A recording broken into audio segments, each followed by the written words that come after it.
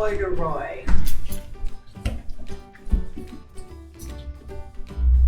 Late one summer afternoon, Lisa and her mother took their laundry to the laundromat. As always on such trips, Lisa carried along her toy bear, Corduroy. See, there's Corduroy.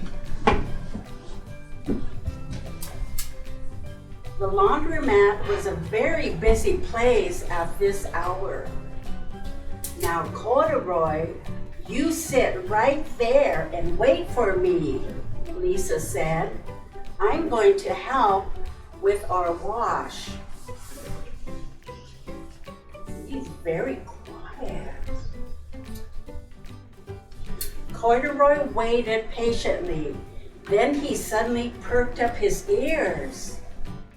Lisa's mother was saying, "Be sure to take everything out of your pocket, Lisa dear. You don't want your precious things to get all wet and soapy."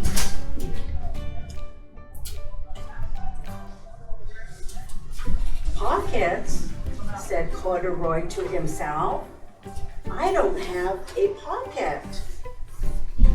He slid off the chair.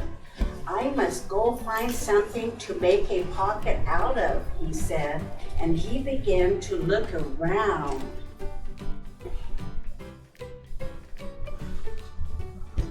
First, he came to a pile of fancy towels and washcloths, but nothing was the right size or color. Then he saw a huge stack of colorful clothes in a laundry bag. "There ought to be something in there to make a pocket out of," he said. Without hesitating, he climbed inside the bag, which was filled with pieces of wet laundry. The dampness didn't bother Corduroy in the least. "This must be a cave," he said, sighing happily. "I've always wanted to live in a dark, cool cave." When the time came for Lisa to fetch her bear, he was gone. "Oh, Mommy," she exclaimed, "Corduroy isn't where I left him." "I'm sorry, honey," said her mother, "but the laundromat will be closing soon and we must be getting home." Lisa was reluctant to leave without Corduroy, but her mother insisted. "You can come back tomorrow," she said. "I'm sure he will still be there." As they left, a young man wearing an artist's beret was taking his wet laundry out of the bag. The very big bag Corduroy had discovered. Before he knew it, Corduroy was being tossed together with all the sheets, shirts, shorts, and slacks.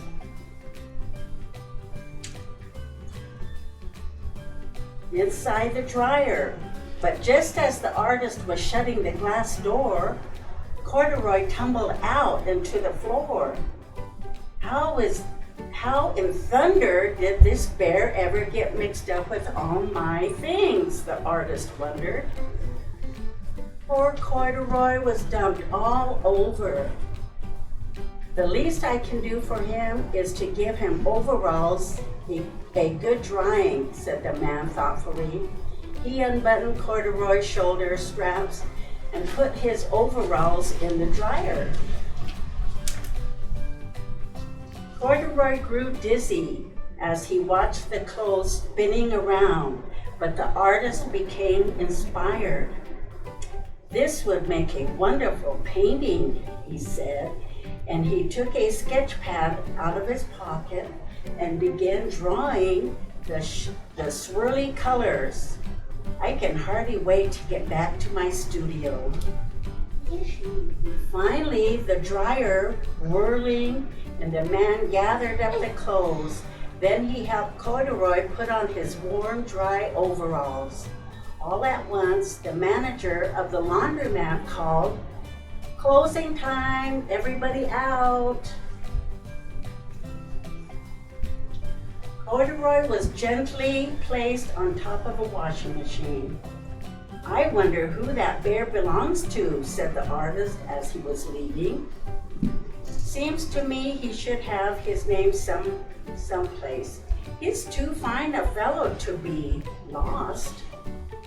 As soon as the lights were turned off, Corduroy began his search again. He was surprised to see something white glowing in the dark. "Maybe it's snow," he said excitedly. "I've always wanted to play in the snow." He accidentally tripped over the open filled box, and suddenly he was covered with soft, slippery, soapy flakes. Gradually, Corduroy began to slip and slide. "Oh, what fun," he said with a smile. "I've always wanted to ski down a steep mountainside." He landed paws first in an empty laundry basket. "This must be a cage," he said, peeking through the bars.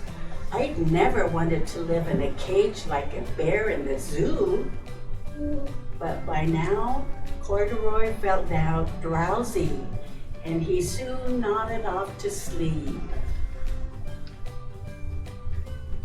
Next morning, when the manager came to open the door of the laundromat, there was Lisa waiting. "I've left something here yesterday," she explained. "May I look around?" "Certainly," said the manager. "My customers are always leaving things." Lisa was searching under the chairs and in the back of the washing machine when she heard the manager call her. "Is this what you're looking for, Senorita?" Yes, he's my best friend," shouted Lisa as she became running. She reached in and picked up Corduroy out of the basket. "So this is where you've been, you little rascal," she said. "It's fun I took you home. It is time I took you home." Lisa thanked the manager and ran out the door and down the street, holding Corduroy tight in her arms. "I thought I told you to wait for me," she said. "Why did you wander away?" "I went looking for a pocket," Corduroy said. "Oh, Corduroy, why didn't you tell me you wanted a pocket?" asked Lisa, giving him an affectionate squeeze.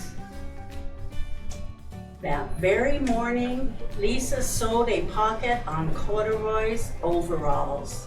"And here is a card I made with your name on it for you to keep tucked inside," she said. "I've always wanted a purple pocket with my name tucked inside," said Corduroy, and he and Lisa nuzzled noses. Isn't that nice? The end. Hi, guys.